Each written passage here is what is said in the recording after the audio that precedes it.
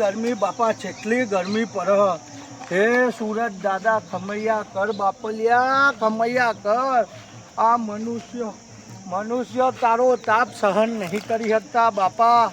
હે દાદા, અમારા મનુષ્યો હોમું જો, પણ ઓમાં દાદા તારીએ નહીં ભૂલ, આ માનવીઓની ભૂલ છે.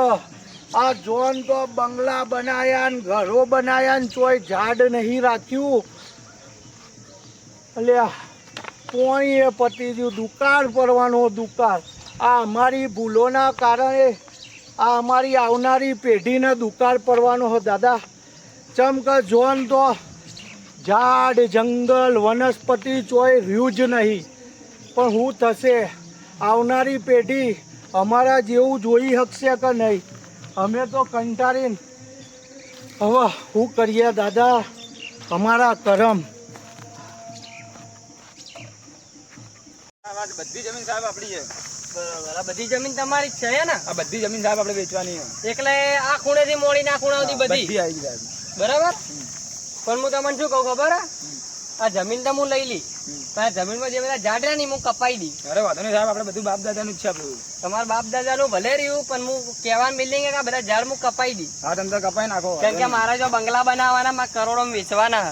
હા તો વાંધો નહીં. બરાબર. આ જમીન ઝાડ ને બધા એકદમ ક્લીન કરાવી દી, એકદમ આ ટેકરું બેકરું કપાઈ દી. તમને બધું કરી નાખો, પૈસા આપી દે, બધું કરી નાખજો. બરાબર. તમારે મને કાગરિયા હાલવા પડશે ને જમીન. તમે કાગરિયા મળી જાય, ટેન્શન ના. બરાબર. જમીન તો સારી છે એની, અને આ બધા ઝાડ કપાઈને એકદમ જમીન ક્લીન કરાવી દેવી છે અમારા. પછી 5-6 બંગલા બનાવીને મસ્ત રીતે કરોડો રૂપિયામાં વેચવા છે અમારા. બરોબર. સારું હેડો. તમે શું કહો? તમને બોલો.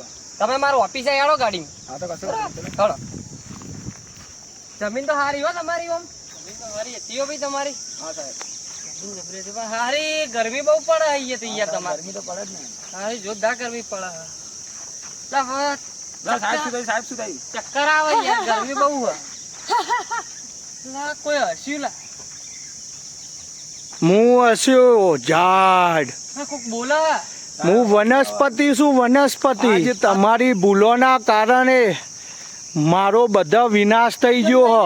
હા સાહેબ, પણ કેવું હલે આ તો. મને તમે જોન તો કાપી નાખ્યો. તમે માણસોએ મારો વિનાશ કરી નાખ્યો. તમારી ઘર, તમારી જમીનો માટે તમે મને કાપી નાખ્યો.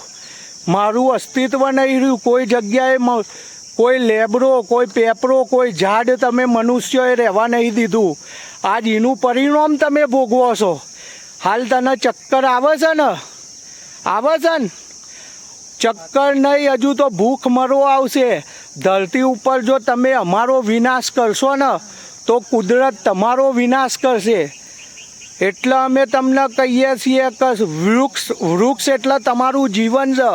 ન તમે એક ઘર ન જમીન માટે તમે વૃક્ષનો નાશ કર્યો છે. કોઈ જગ્યાએ વનસ્પતિ રાખી નહીં. એનું પરિણામ માનવીઓ તમે ભોગવો છો. હજુ તો આનાથી વધારે ગરમી, દુકાળ, ભૂખમરો એ આવશે. પણ એ તમારી ભૂલોના કારણે, વનસ્પતિની ભૂલોના કારણે નહીં. એક છોડ તમારું જીવન બચાવી શકે, પણ તમે એ કરી નહીં શકતા. હવે તમારું પરિણામ તમે ભોગવો. ને હજુય બચવું હોય ને તો દરેક તમારા ઘરની આગળ અમારું એક વૃક્ષ વાવો. વનસ્પતિ હશે તો જ તમે જીવવાના, નકર તમે મરી જશો. જા અહીંથી. કાર મુંડા કાપવા આવ્યો મને. જા, ગરમીથી મર. હા, ગરમીથી મર. હજુ તો ઘણી ગરમી પડશે. હા હા હા હા.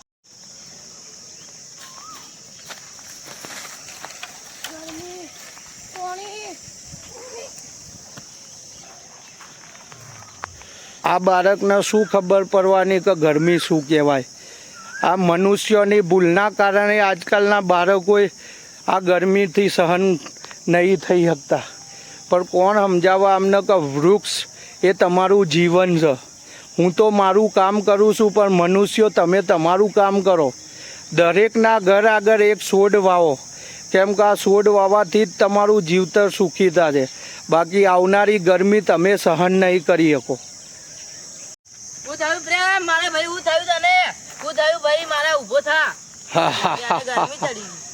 આને તો ગરમી ચડી જાય. પણ તું સમજી જજે કે આ રીતે મરવું ના હોય તો દરેકના ઘર આગળ એક છોડ વાવો. વનસ્પતિ હશે તો તમારું જીવન છે. વનસ્પતિ ધરતી ઉપરથી જતી રહી તો તમારું જીવન એક ખતરામાં પડી જશે.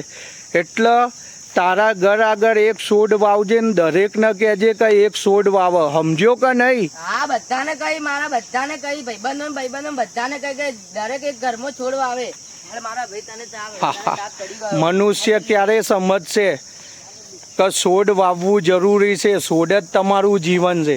અમે છોડ તમને પર્યાવરણ તમારું ચોખ્ખું કરીએ, તમને સારી હવા આલીએ, પણ તમે કોઈ અમને સમજતા નહીં.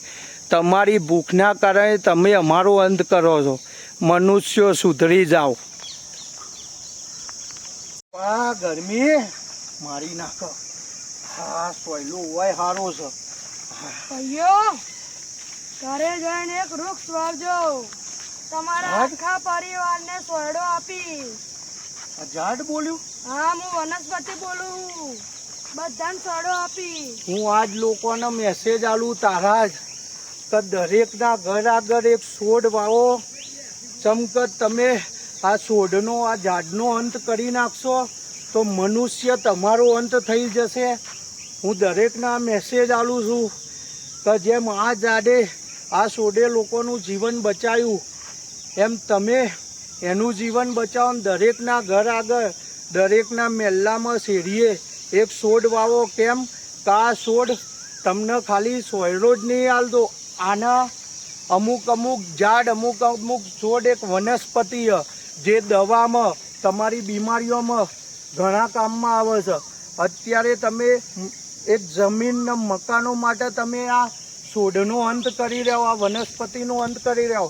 પણ એક સમય એવો આવશે કે ધરતી ઉપર વનસ્પતિ નહીં હોય તો આપણું જીવન સમાપ્ત થઈ જશે. આ વનસ્પતિ વરસાદે લાવી શકે એટલી આ વનસ્પતિમાં તાકાત, પણ આપણે મનુષ્યો લાલચમાં આવીને આનો અંત કરી દઈએ. એટલે મારો દરેકનો મેસેજ એક છોડ વાવો દરેકના ઘરે, અને તમે એને ટાઈમ આપો અને એને મોટું કરો. કદાચ તમે એને મોટા કરશો ને તમારી પેઢીઓ એ મોટી કરશે. જય માતાજી, જય મેલરીમાં.